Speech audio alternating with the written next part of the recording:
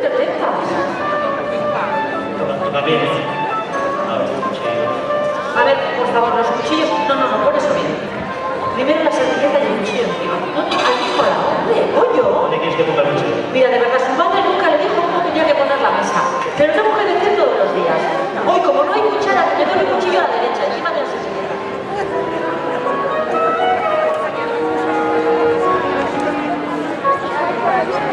Sí, no me hizo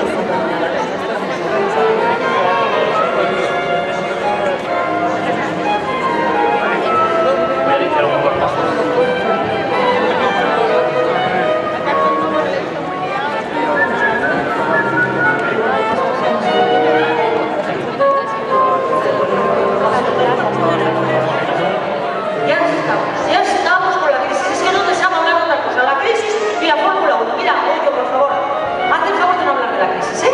Que se te sube la tensión y te pones alterado. Tú estate tranquilo y vamos a ser positivos. Tema crisis, fuera. No me hables de crisis, oye, que ya está bien. Fórmula 1 tampoco. Ni crisis ni Fórmula 1. Solo se va a hablar de crisis, de crisis. Bueno, lo único decir que lo del tema del colesterol está claro. Y no hemos puesto el cocido, el chorizo, morcilla y carne, porque, bueno, el colesterol puede ser... Arratsaldeon, buenas tardes. ¿Qué tal con esta pareja que ha decidido tarde? No hay que decirlo, pero habéis decidido... A mí no me va. Sí, y ella se queda